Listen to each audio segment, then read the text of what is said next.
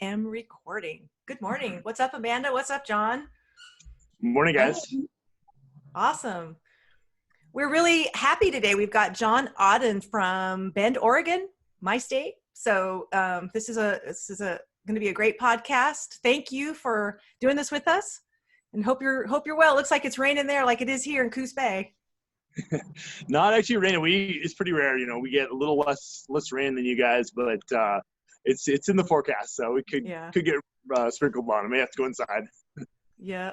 Well, I think even if we weren't locked down and not being able to ski, I think the ski days are over for the year. So start thinking about the outdoor activities for summer.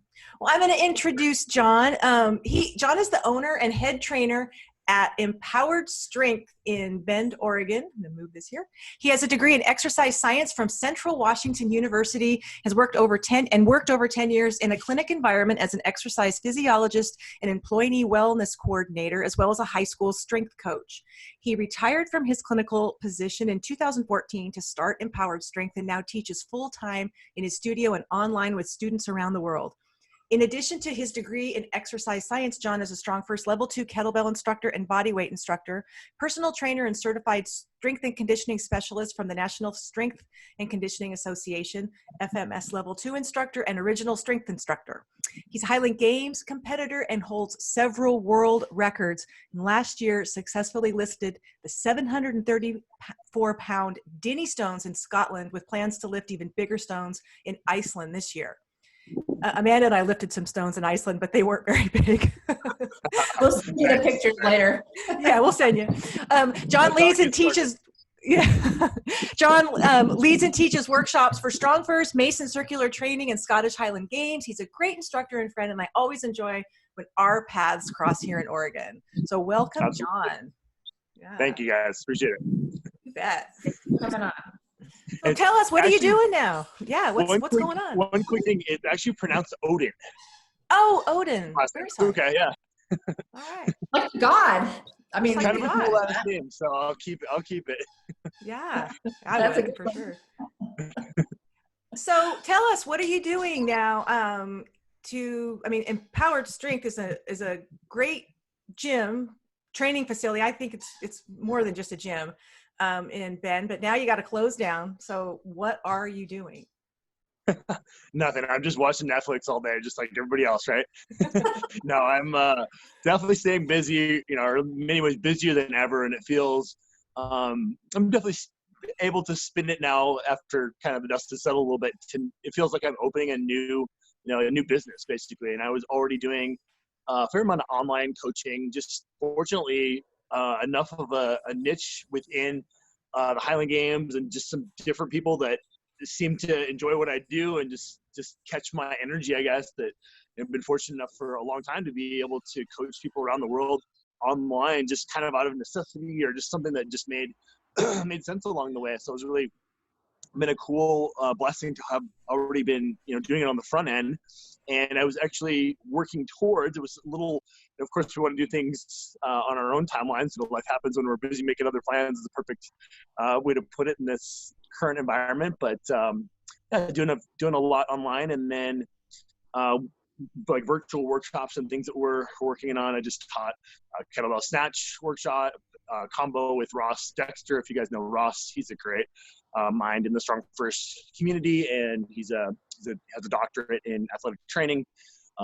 So I'd love to collaborate with people. So it's brought together cool collaborations, it's brought together, things like this, like accelerating more the online world. So definitely starting to feel it's like we went ahead 5 years or something like that in the industry in some sense. And I know it's going to be a lot more to be seen, to be heard. I'm sure you guys have been keeping up, and it's just I've never watched or read so much news related stuff. I've never sat in front of a screen. I love doing podcasts. I love doing events like this, but man, like yesterday, sitting in front of a screen, just even doing coaching and doing interviews, chatting with other instructors, doing Peter Wolf's class. I don't know if you guys saw, we have a collaboration with the martial movement class, and just makes a lot of sense. So just like 6 hours almost straight of doing, interacting this way. It's just a different way of frying your brain. But just adapting to that shift. But it's something I wanted to have a step in that direction anyways. And I love my physical facility, and thank you for the kind words. I agree. It's definitely more than a gym. It's much more of just this holistic health and community, and it just, I know, means more to people than the sets and reps, of course. And it's been great having you over for our tactical strength challenges, and meeting you up. And I don't know where we first met. It's a good trivia question. I think Amy, we all did our level 2 at the same time right. in Chicago. That was our first time we met. And then I went to your facility. I think you coached me. You put me through an FMS, helped me out with some barbell stuff. And then we went in Seattle. Like 2015 era there. Yeah. At the other facility when I was partnered there too. And then the Mace workshop too. It's always great to have you up for different events and find our way back around, right? Yep. I'm going to come out there something one day. Yeah, absolutely. Love it. There's so many great people. I know you guys all know that. It's just kind of beating the dead horse, but just the connections or reconnecting with other instructors, even, semi-locally, like, have you met Tom, Tom and Nicole Bench too? Oh yeah. Yeah, just really collaborating and basically finding a way to have like virtual gyms, as long as things have to make sense on all levels too with Tom and Nicole. Like, how do we combine our communities like as much as possible and just offer people, especially now, potentially more options. I don't know if we want more options now or more time online. You guys are probably feeling or seeing that too. Like, online class attendance now, it's kind of like, it was the cool new thing sort of. And now it was like, whoa, I can't, another Zoom class. And now I have to do my exercise on Zoom. I've been online all day with my kids or other events. So, just seeing some different shifts every week. So it's really interesting, especially if you can take the, 30,000 foot view and just say, wow, this is just crazy. This is a new world and new adventures, new challenges, no doubt too. So just generally having that attitude. I've definitely had my challenges, my energy. I feel like I have a really, really good new high quality cell phone or computer, but it's like it has a 25% battery. Now I'm probably up to like 50% battery. It's just like that thing drains fast. I just have it in me, and then I'll hit that wall every day, I guess is how I would describe it. definitely. Well, and I think people are going to have to make sure that they find ways of getting offline throughout the day. Yeah, more than ever, for sure. The nature time, and I've just never been so grateful. Or just my quiet solitude gym time or whatever, or I can just get in and train and just have a little bit longer block of time, just move and flow. I'm sure you guys have your version of that too. It's just finding other outlets and education too. I always love, I'm always a perpetual student. So learning online, again, connecting with different people, going to other people's workshops, learning what can and the direction that things are going with things online is just really cool to step into that, I guess is probably the best way to put it. Definitely. Well, speaking of that, Amanda and I were talking this morning. You've put a few videos out with the stone lifting with Kelly, and that's really cool. That's not something that most people see or do. You want to talk a little bit about that? Sure. Got my delivery cup of coffee and my new puppy. I'm happy to talk about puppies at any time too. That's the highlight of my life is my new puppy. But some of the things pretty cool too. Yeah, I don't know quite how to articulate this. I have a couple articles in the works. I have one that I haven't that I wrote a while ago about the Dinnie Stones, just kind of like more of a log, like very informal, like really talking about each part of the lift, what I was really going through that whole, like the day of leading up to the attempt. But still, I think it resonates especially with with kettlebell instructors or people who do whatever you want to call it. It was like Brooks or Brock, I forget his name, Krubik, dinosaur training was originally exposed to this kind of stuff. It's like pre CrossFit, if you guys have heard of him. He's like 80s and 90s doing these odd lifts, getting outside of the box with bodybuilding and not, it was Nautilus machines and all this. I can date myself or just talk about the history of the fitness industry for better or worse, and it's really cool to see where this goes. But obviously this goes way back. It's kind of funny. Like I was doing I'm just thinking about this the other day. The the thing that we valued most, I remember going to the YMCA back in Minnesota, was the Nautilus type of machines. Like in my mind, I thought like the Nautilus machines and the machines, the more complicated, the more fancy, that had to be better than the free weights in some sense.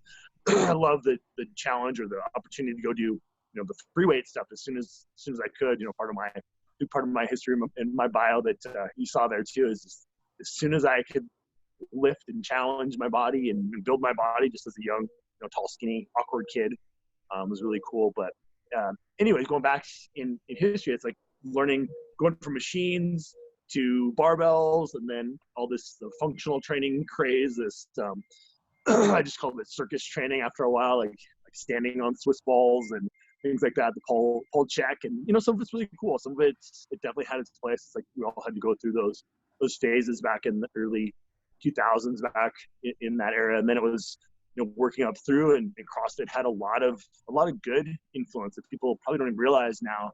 Like brought Olympic lifting into the forefront, and other odd lifts, sandbag training, even some Atlas type stones you'll see at the CrossFit Games. So I think there's a lot of good influence that I think it just gets spun and becomes the next new WOD sometimes, the workout of the day stuff, and it's like, oh well, you could probably spend 12 weeks just learning how to do that lift before you go and do it in a workout, just like we would say in our Strongfirst principles too. But anyways, leading back through to natural stone lifting, just going back to nature, whatever you want to say, and the sandbag stuff, and now it's more Atlas stone, so going back into the more man-made type of implements, and they're just a little bit different in their own I don't know what to compare it to with like kettlebells. I guess it's in some sense to be like sport bells and hardstyle bells, or just using a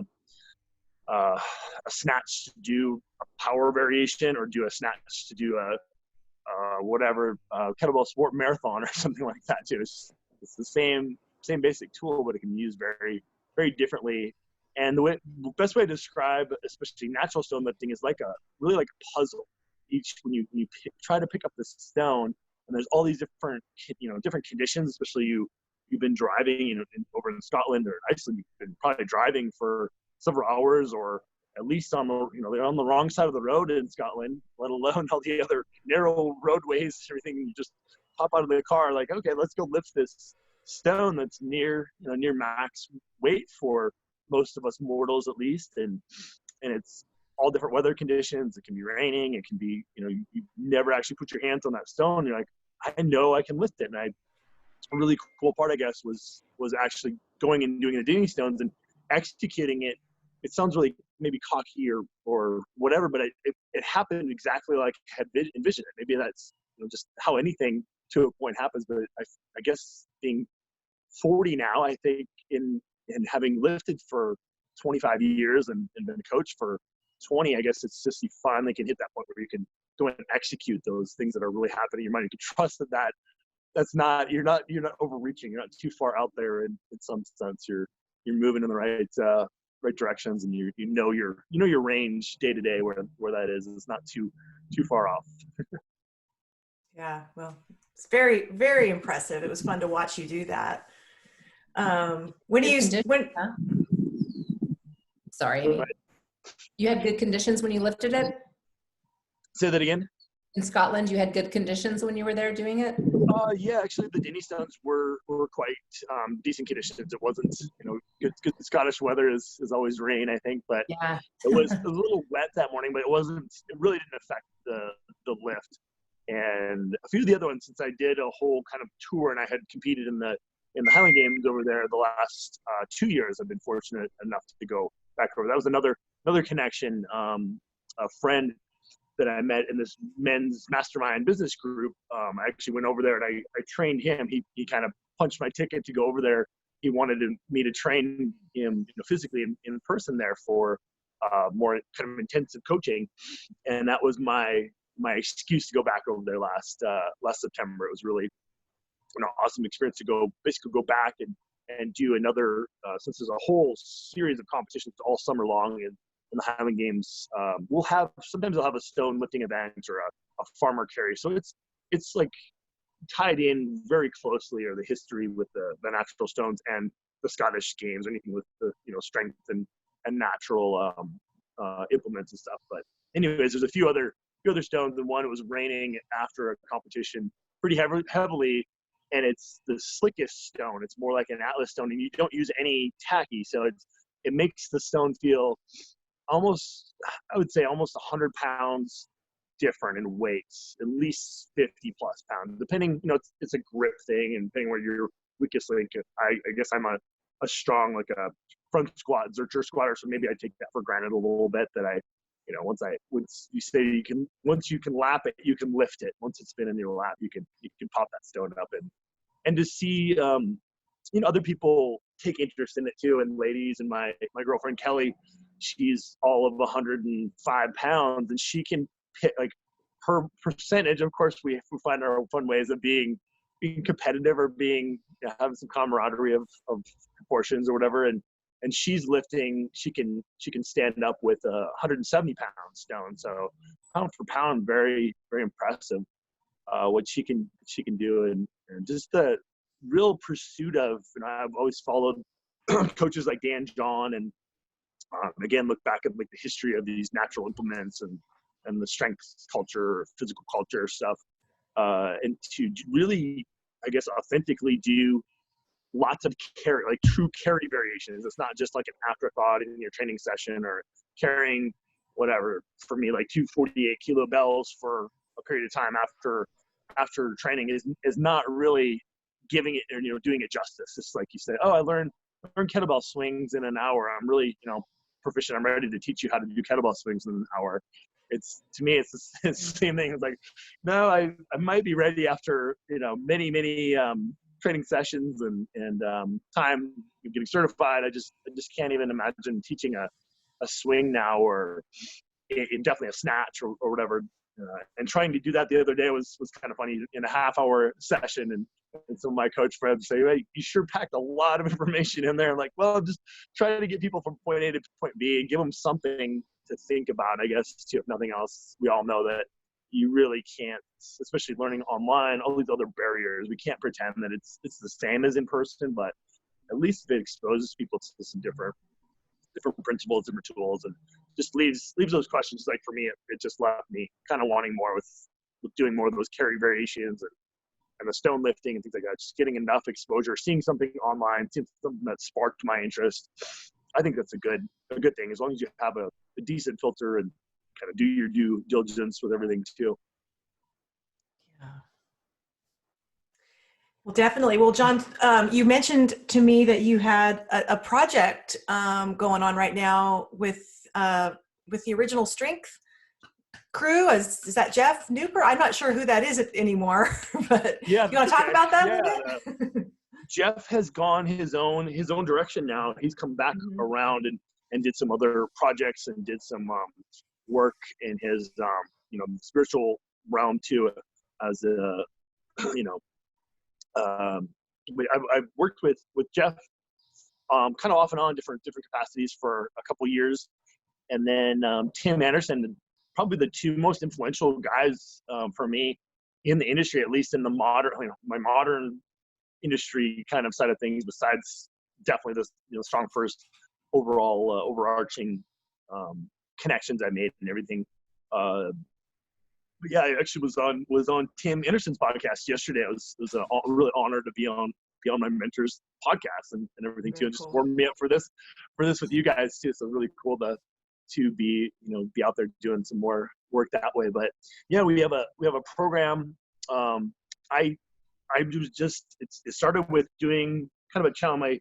My staff and I to have different like social media challenges. We get burned out. We run out of ideas to put out on social media. And I said, I'm just going to put this series of exercises out. With Aaron, my staff member who moved to Japan. I think you met Aaron probably in person, Amy, but we had come up with this idea we call it Crash Proof, to be marketed, be something that we could bring in and share kind of linkage between the strength world and the typical Bendite is very active based. They don't tend to have a lot of strength, muscle mass, other kind of, I would say neglecting in a nice way, neglecting their strength and movement quality first.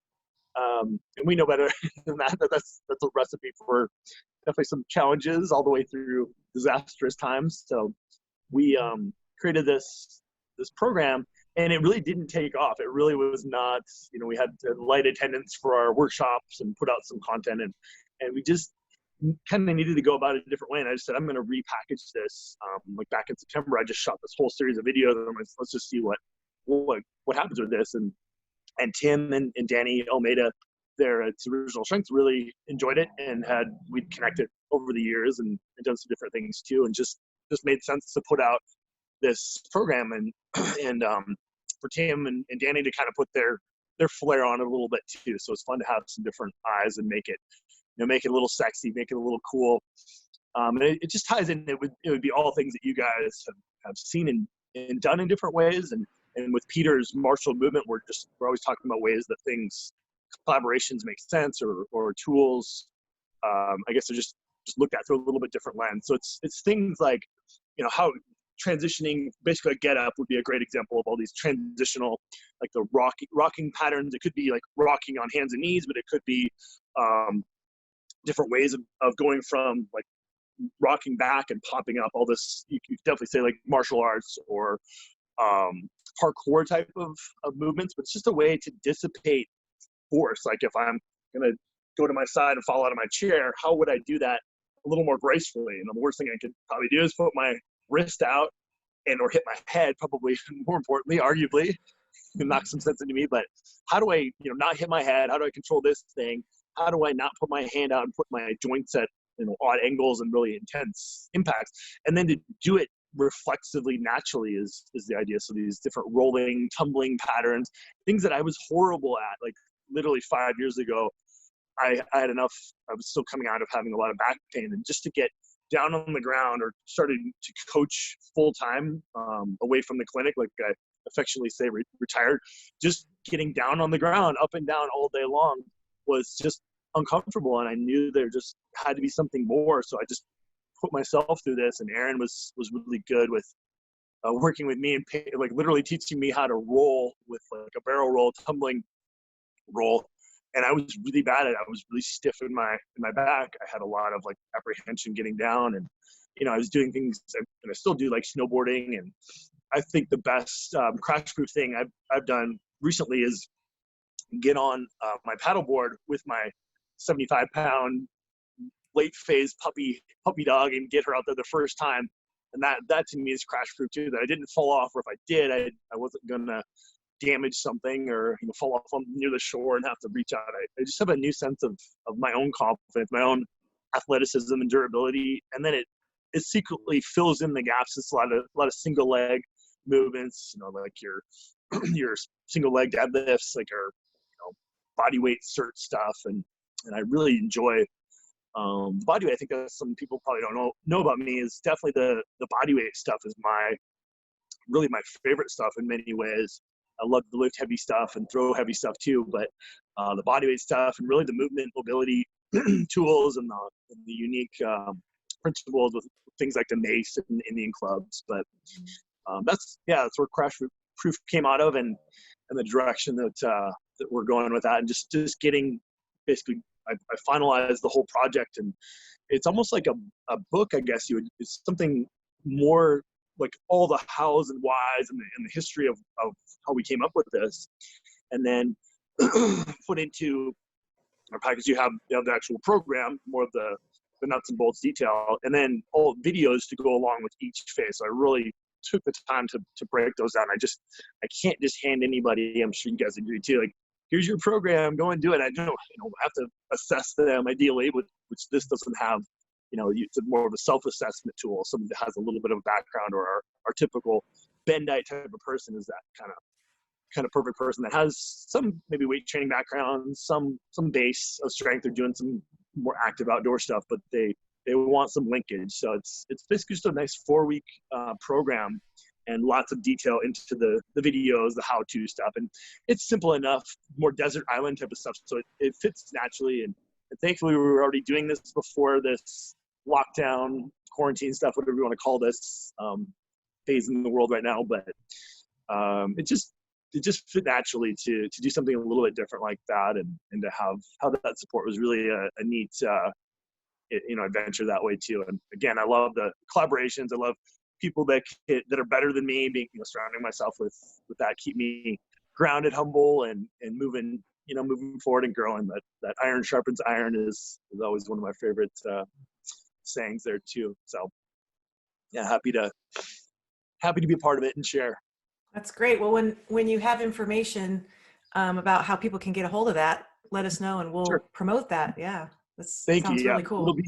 It'll be up on the Original Strength site here in at least a couple weeks. I'm learning the more higher level. This is really a kind of a next level project too, to have people really they're truly editing and able to take those videos and do all the cool tech side of things too. I am enjoying it more than ever, or making myself enjoy some of those editing things and pieces, just having higher quality lighting and microphones and stuff like that, because I want to do things well, or take that next step. And it's definitely a goal for sure in the coming year or years to do more. I'm thinking like a quarterly project, and I'm trying to call myself, or I've been trying to tell myself I'm a writer. I've written, I've been published from Strongfirst now too, and it did not come naturally at all. So hopefully people can take that from me, from somewhat of lifting side of things and things like Highland Games. It did not come natural to me at all, and writing and doing public speaking, going up and teaching the Mace workshop up there in Seattle was a dream come true. To go to Kettlebell there with Andrea and Vic, it's like a rock star playing on the main stage or something like that too. I just felt like, all right, I guess I'm ready for this. Let's go do this. I'm just a shy, quiet kid, so anybody can, if they're determined. The only superpower I have, I think, is just pure determination, and just not going to stand in my own way. When I have enough of this place where I just can't help but want to share, or basically just learn, and it turns into something. If I start to feel like I can, or somebody asks me to do something, or I feel like I could do it better in a humble, just matter of fact way, it's like I need to get this out there. I need to go do that, and that's where all these projects just seem to keep lining up, right? The stars or the moons or whatever, something there just pulls that energy out there. As much as I'm pretty grounded in science, and that there's something more for sure it's just meant to happen, meant to come out. I'm sure that resonates at least at some level with you guys too. Energy attracts energy. Yeah, absolutely. Yeah. So do you have tentative plans to do Iceland? That is the question. Yeah, I still would love to go. It could fit my schedule in August, depending on how things open back up again, and you just be mindful of travel and what's going on in the world. But yeah, August could still be doable, and that's important to consider too, because the weather. I'm just kind of looking at that too, what the weather looks like, and seeing some horrible videos, horribly awesome in some sense of like literally the Husafell stone. That's the big one in Iceland. That's kind of a heart-shaped, V type of looking stone, all of 410 pounds. It just does not look like it wants to be lifted well. It's very awkward, and you carry it around this sheet pan that's over 100 feet. Takes about 20 some seconds. You're picking, and then you've got about a 20-second walk of however you want to call it, misery or pain or awesomeness, kind of all in one. But it literally, seeing it frozen, people trying to go over there and lifting it while it's like frozen permafrost over there, just sounds a little rough. I don't mind picking stones up and throwing them or lifting them. I lifted all through the winter out, a lot of it outside, just to challenge myself and go through that. So I just love sharing the journey and doing something different, going, like I said, back in time, go to the more primitive stuff, and then realizing there's a lot of technique, or we can apply all the same principles, and we don't always have to go, in order to lift a 410 pound stone, I don't need to be training anywhere near a 410 pound stone. It's at most 300 pounds. It's still heavy enough, but I can do all kinds of miserable things like Zercher carries, or these odd ways of lifting and pulling in, and other stone lifts, other barbell Zercher type of positions. So it's fun to apply through the Strongfirst lens and just common sense and more research-based, evidence-based stuff to filter into these primitive things that, it's essentially at that point it is just go pick up this stone, but now we can, I guess, cheat in some sense in use all these modern tools to go back to the primitive tools. So I bet the true purists would say, the stone lifters, or if somebody did this 100 years ago or more, that was a different feat for sure, because they were not training with modern implements. They were farm strong, or that old man strength, or whatever the female equivalent old lady strength is. That kind of thing is really cool, and I believe there's absolutely something to it. And seeing that in the Highland Games and other capacities too, I think kettlebell lifters could have a version of that for sure too, as we know that what the heck effect, what the hell effect is right along those lines too. You just have strength and durability and all these odd angled lifts and body mechanics, and again all the maces and clubs, just fills in the gaps. Like you said, it's not just a barbell moving in the sagittal plane up and down and got this shiny handles in my garage, in my gym. It's getting outside to me. It's in the weather conditions as much as I can be outside. I love to go snowboarding. I love to do outdoor activities, but half the time I'm thinking about being back in the gym lifting, or stone lifting or something like that too. It just shows where my heart really just loves that stuff. I guess more than most in my area, at least. It's funny to want crave the gym when I'm out in beautiful place in nature too. So it's where my heart and soul are, I guess. Have you done traditional, or I don't know if it's traditional, but the modern version of strongman competition? That is a good question. That's a top secret question. No, I was just I for the first time I asked, because Tom Benj is he's coached several national strongman competitors. So I actually asked, that's the first time I asked him about competing. I actually uttered those words. I had been talking about it a little bit just on the side in my own mind, and with Kelly a little bit. Like, this Oregon Feats of Strength was supposed to be happening I think it's the biggest one on the West Coast, or at least in the Northwest, and that's right over here in Prineville. Prineville is about 45 minutes from Bend, so it's kind of in my backyard. But no, I haven't thought it was ready, willing, and able, or worthy of a true strongman competitor. But now I actually feel like it could be done, and I probably cut down a little bit under 200 pounds is where my records are for Highland Games too. I compete well under 200 pounds. I like to sit a little bit heavier than that, and I'm quite a bit heavier than that right now to train for the Husebell Stone, the Iceland Stones, and I was going over to the Masters World Championships. So I just turned 40, so now I can compete in the Masters and the Highland Games and have some different challenges. It doesn't really get that much easier to a point. You definitely very high level and popular class, say, in the Highland Games too. But so lost my train of thought where we were going with that one too. Strongman, where that might fit on your schedule. Yeah, so potentially next year, I would like to have done one. I think I love to compete. I also love, more than ever, just training to train, just quietly having a goal or working on bodyweight skills and the deeper stuff. That, again, I don't put out as much of that maybe on social media, because it's just like, hey, you really want to see me doing get-ups again? You want to see the 100th day of get-ups? And I know you've completed Sinister yourself, Amy, so that grind, that challenge too. So just challenges like that are awesomely sort of boring and unique, and you really learn how much you want it, how gritty that can be. And I think strongman would definitely be that too. Probably around this time next year I would compete. I'll put that out there as a tentative thought. And it's all about having a healthy body. I've just seen so many people get injured. I was pushed away from it from a just safety injury side of things, and Tom and I talking about that, and just a nice matter of fact way to say there's a lot of risk to this sport too. We really have to have our bodies well tuned, and especially thinking it's like I like to lift all the variations of stone, and I like to do carries, but I don't want to do them for time.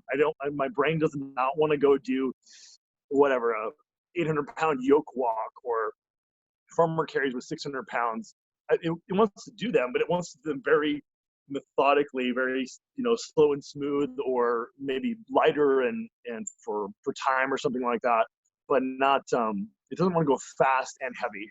And we all know that it doesn't always end well. And that's where people get injured and are just not ready, or the strongman mentality, or the perception is, and I will admit I fall into this sometimes too. I like to say I'm still 10% meathead or so, but is like, hey, let's go pick this heavy rock up, or let's go lift this. It's always like max effort type of stuff. So again, I think we know better. We have the right tools to apply this. Right? I better have the right tools, or I won't last long. But I think it just comes down to having a really healthy body, and which I do. I would not have thought even a few years ago. Like I said, I was pretty broken down, just learning to roll around literally on the ground again, and to do this especially the Husfell is the premier one, like I said, in Iceland. But there's a whole like tour of stone lifting, especially in Iceland. That's really like the mecca of stone lifting, and they're really heavy. They're all buried in the full Styrker weight in the Icelandic culture, the almost like mythology, but it goes back to at least the 1800s of the full strong or full strength. And who doesn't want to have full strength, right? Why do you want to have half strength? Or there's a worthless and a weakling stone in their culture too. So it's pretty brutal. And the legend with the Husfell is really cool for female empowerment. If you haven't watched Stoneland, is the Iceland version. There's Strongland is the more of the Highland Games and the Scottish culture. So Stoneland has Annie Thorsdottir, who's won the CrossFit Games at least once, and the legend has it that the farmer's daughter was the first one to carry the Husfell, and that's a full Styrker weight, so it's over 400 pounds to have lifted. So anything over 340 is the legend. However they came up with that, I don't know, but it's perfectly awesome. And the farmer's daughter was the first one to have lifted and carried it around the pen. It's not just lifted it. And there are ladies now who have, a couple strong women have lifted it. Kind of an odd pick, though, kind of lever it up, and just to pick that and take a couple little steps for now is pretty amazing. Probably in 10 years there will have been a lady that has carried Husfell stone, and the same thing with the Dinnie Stones. To see, Jan Todd did the Dinnie Stones back in the 70s, and she's a legendary female strength athlete and promoter and everything. If you don't know who Jan is, she's definitely worth following, and does a lot with the Rogue Strongman events and that too. So I think I've dove pretty deep into the history of strongman and the strength world. Going backwards in time is definitely more interesting right now for me than going forwards, or being I guess totally present. But there's several ladies that have lifted the Dinnie Stones now unassisted. I think maybe one or two, I forget, and then with straps, so they can there's an option to use straps for ladies and get credit, where the guys no longer get credit for.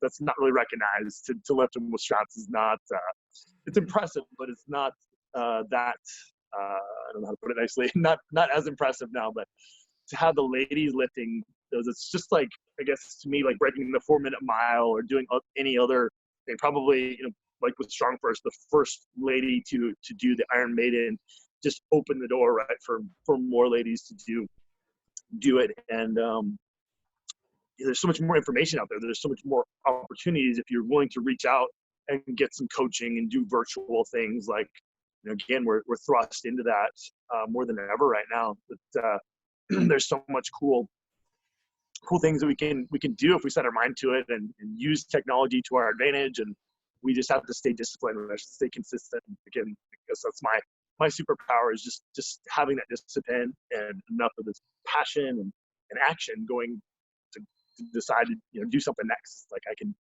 just set my mind to it and know that it's within my range, and then just go execute it. Just like I'm sure what you did with Sinister, or with for me doing the Beast Tamer. I just had to keep clicking away on those goals and just not give up. Basically, it's as cheesy as that might sound to somebody too. Just chipping away at those. Amanda was one of the first and inspired me, but Amanda was one of the first women to bend an Ironman yellow and blue Oh, nail. sweet. Nice. Yeah. That's something I haven't got too into besides some of the, like the Ironman, what's called like the Rolling Thunder, and some of those grip feats are pretty fun too. But I'm sure I could be talked into going down some of that road too. That's very cool. You should be going for the red nail. Hear more of that. Yeah, I've heard about the red nail for sure.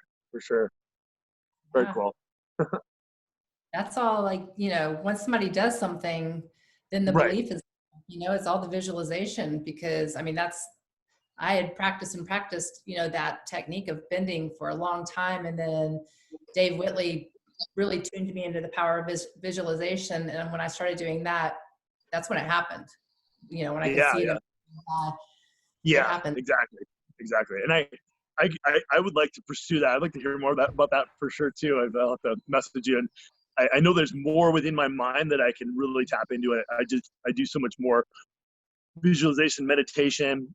Again, I think getting into my more mature, maybe wise years, I am finding I need that, of course, too, if I want to push through some things. And it's not physically taxing, obviously, right? It's the opposite of going within. So I don't have to just put more on the bar, or more into try. It's the opposite of try harder, right?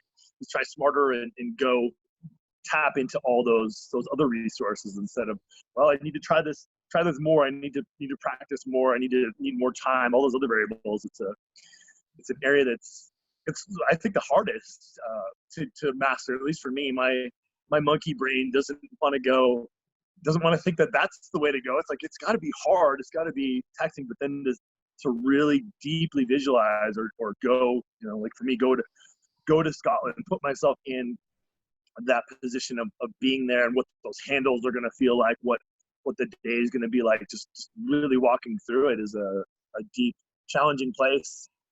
And then I'm sure for you too, just going in there, like, it's just, everything just clicked. Like, this is exactly what I thought it would be. Let's go. It's such a cool experience. And for me, with the Dinnie Stones and the Stones in Scotland, and now I think the Iceland Stone, even training for them is just the most emotional experience, the most raw experience. Like I feel a kind of this overwhelming sense of it's like a happiness and grit and just everything. It's almost like I get teary-eyed after a really heavy lift. I never thought I'd say that, like the gym, or I guess it's not the gym in some sense. It's the real authentic stuff that it just has a different resonance that you can't. It's like when when you've been there, you kind of know on a different. I will freely admit, when I first bent a yellow nail, I cried. I mean, I just was kind of overcome, because I didn't ever. Yeah.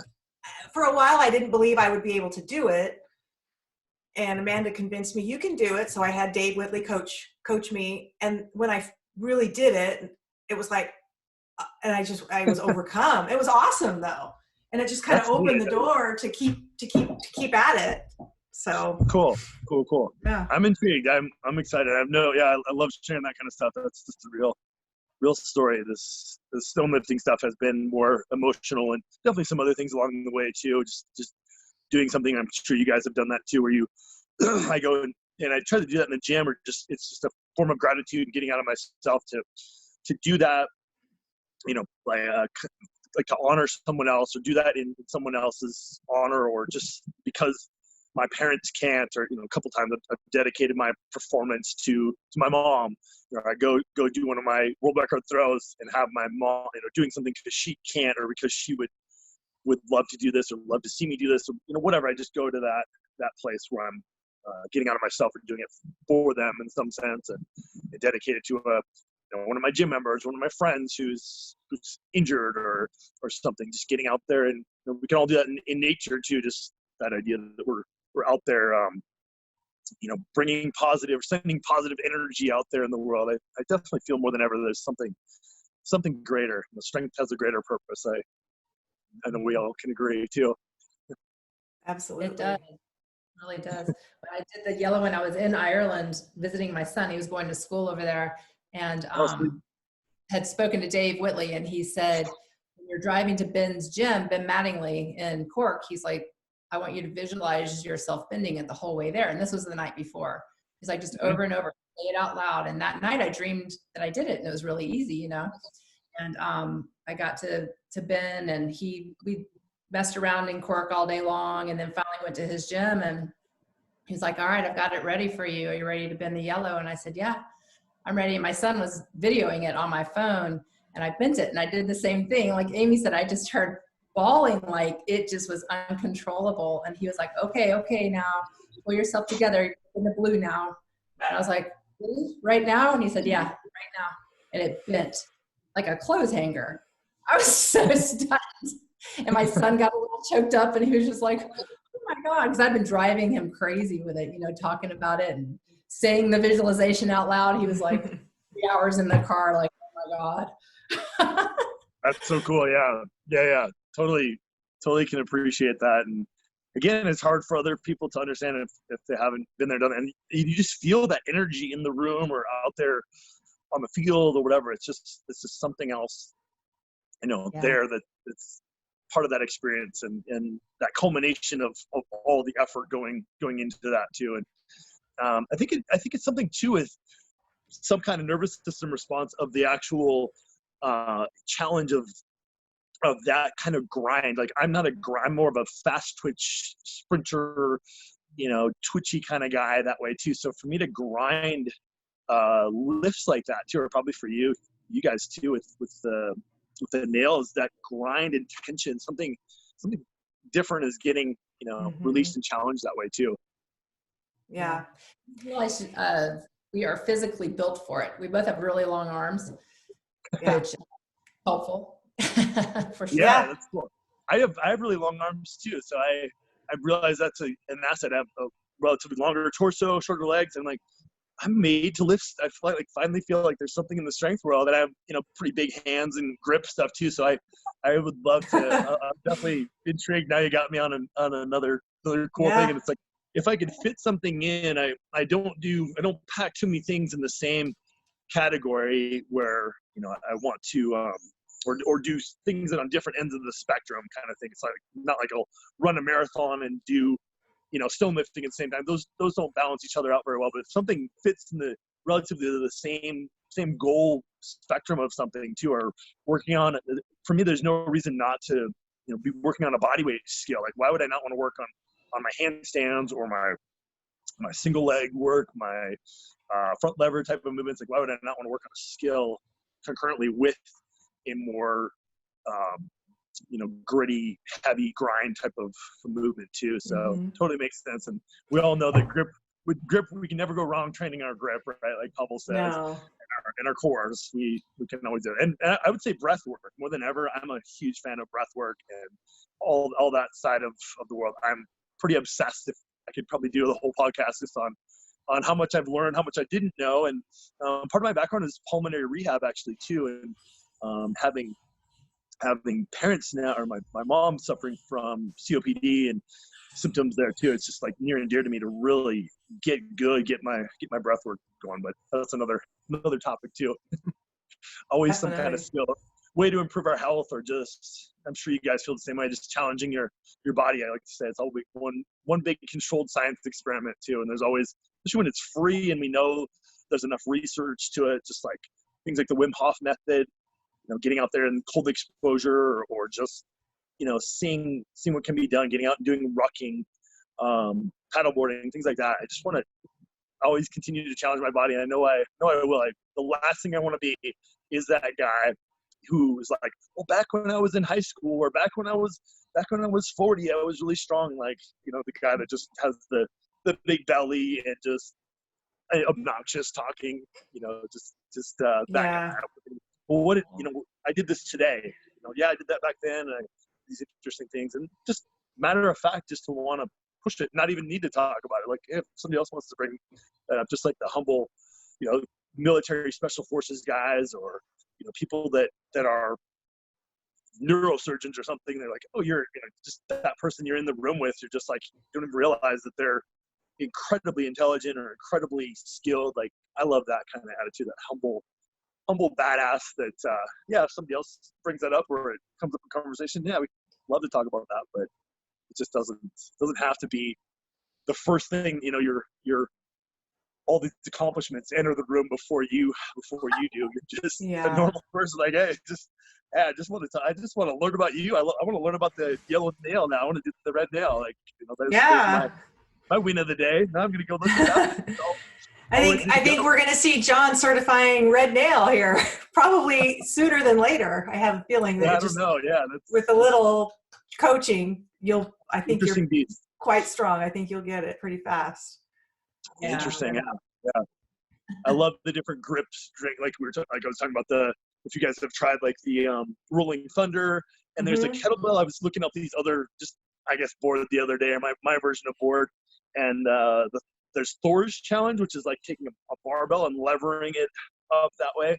And there's one with a kettlebell where you take the horns and you tip the bell back. And there's different ways. I geek out on some of that stuff too. These different grip challenges. So definitely in that realm of the more grind, unique grip and forearm type of strength. So that's been a pretty decent one for me too. Thankfully, I can grip and crush some decent things like the captains of crush. Everybody, I think has a sense of what those are, and I would love to do the number 3 captain of crush. And I did not. I really trained even pretty hard for the level 2, so it would take a long time. I don't know if that's within my scope to do the level 3.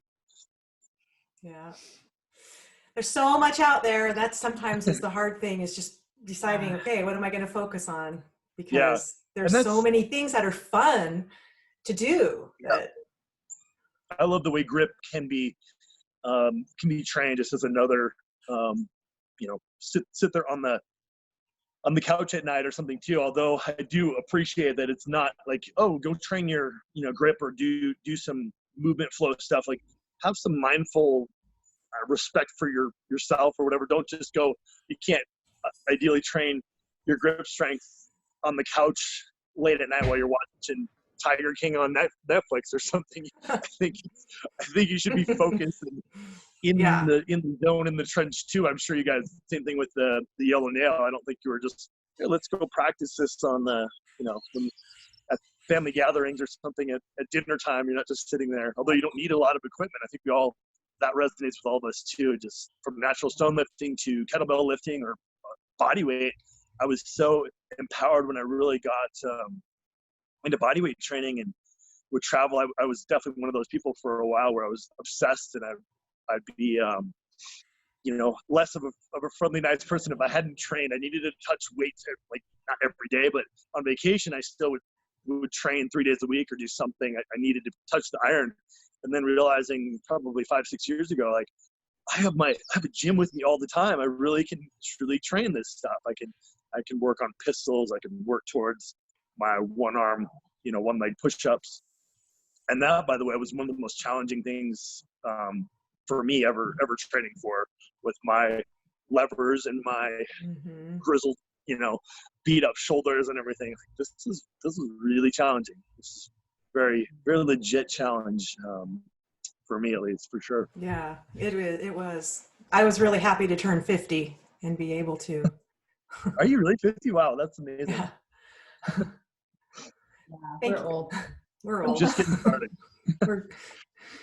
Yeah. Okay, John. Well, we're getting close to an hour. This has been awesome, but we like to finish with a little 10-round quick question. You don't have to answer them fast, but. That's great. And this is all just fun. So, what's your favorite color? Red, usually. Ooh, cool. Usually I say red. Usually red. Favorite meal? Anything with raw meat, sushi or very rare steak. Anything in that realm, yeah. The last book that you've read? The War of Art. Very good. Your favorite band or style of music? Oh man, that's a tough one, right? Oh, very something in the heavy. I listen to Mike Sousa's So I did get to hear the questions, I think, ahead of time, so I get to cheat a little bit. But Okay. yeah, something in the metal realm, man, that would vary so much. Like bands like Tool, I know Mike mentioned. I loved hearing Mike's summary of all the heavy metal. He just rolled with that. He had such an articulate response. Like that was awesome. Exciting to hear that.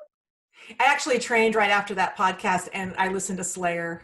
So there you go. Yeah, I can totally go that route too. I can listen to something very chill if you listen to my music throughout the range. If you've heard of Rob Bailey and Hustle Standard, and Eric Thomas. Eric Thomas is a motivational speaker. It's a little bit cheesy. It's a little bit out there, but it's great lifting music, and it's heavy, and it's got all this positive messages. Imagine that. Oh, it's really cool. It's really cool stuff. I just wrote it down. Okay, the last movie you watched. Oh, I don't know if it's a movie, but a series, Waco. You've heard that one on Netflix now? I just watched it. It's so good. Yeah. It's just mesmerizing to imagine how this unfolded and just the sides of what went on with the government. I think everybody's a little more aware of, government control and oppression and all these different things going on. Yeah, it was a good one. Something you procrastinate.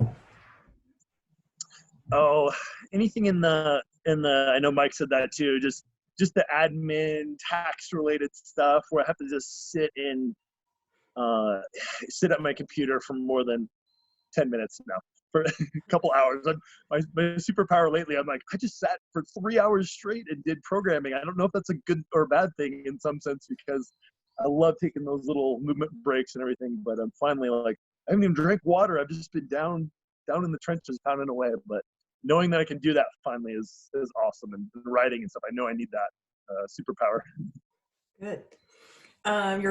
Your favorite animal? I bet I know what it is. Oh, dogs for sure. Yeah. A hobby or interest that people listening may not know about. Oh. Some gardening. I have a very green thumb. I haven't been a homeowner for the last 5 years since moving to Bend, starting my business. I put all my time and energy into the gym, but I love gardening, planting, moving dirt around, that kind of stuff. Cool. Your favorite vacation place? Oh, well, I haven't been to Iceland yet, so I can't say that, but Scotland definitely feels the Highlands there. It's amazing. If you guys haven't been there, definitely put the Scottish Highlands on your list. It's just epic. I think it's the coolest place on earth for sure. It's not a beach in Mexico or something like that for me. I don't mind that occasionally, but it's definitely in a much more colder climate, I guess you could say. Mm-hmm. I think we agree. I agree. Yes, definitely. It's like 60 degrees on a nice hot summer day there up in the Highlands in Scotland. Yeah. Okay, last one. Something people may get wrong about you. Probably that I'm really always serious, or that I'm maybe, I guess, intimidating is their own perception of it too. So I can't say that they should be intimidated by me, but I'm really, really goofy, playful, fun, I think, in a lot of ways. And people get closer to me and my members, kind of love and hate the term gentle giant, but I really just have this big heart that wants to help people. And I think when I'm teaching and things too, I take my job so seriously. I take the fitness industry. I want to be that change in the industry, to say, I don't want to be the bro science guy. So I think a nice linkage between the clinical realm and the bro science guys. Like I've walked the walk enough and put my time in from education experience side of things, and just be that change. But I guess I just take it serious enough where sometimes it doesn't come out in some ways too. Awesome. Well, I will say, just from walking into your facility it's been about a year and a half when I did the TSC, I was a little nervous. I knew you, but nobody else. I walked in and was greeted with open arms the second I walked in. I mean, you have just an awesome vibe going there, and it was cool. I had a great time that day. So thank you. Yeah, that's the best kind of compliment. That kind of stuff, or just how welcoming, how like one of my friends' mentors said, is how well my members move. That's the coolest compliment I could ever ask. Not how strong they are, not how much how much they bench press. We all know better than that. But how well they move was the coolest compliment ever. So just that, and just how friendly and welcoming. That's just I just couldn't imagine that, and having worked in the more traditional gym settings and that's just the worst thing ever. So hopefully anybody listening that may be newer in the fitness realm, be friendly, just ask questions, go talk to people. It's just get out of the way of those box gyms, those cliquey, culty kind of gyms. Stay away. Yeah, awesome. Well, John, thank you so much for your time today. I will get this out on YouTube today and post it. And it usually takes me another day to get the audio version out because there's a little bit more there. But we really enjoyed this. So we've got another one today. So there's going to be a couple. I'll put yours out first, but we're actually going to be talking with somebody else here in just an hour. So get warmed up. Yeah. Who's your next guest? Andrea. Oh, sweet. Awesome. Yeah. Look forward to it. Awesome, guys. Okay. Awesome. Thank you so much. You take care. Time to get to training. So good warm up. Thank you, guys. All right. We'll talk to you later. Great to meet you, Amanda.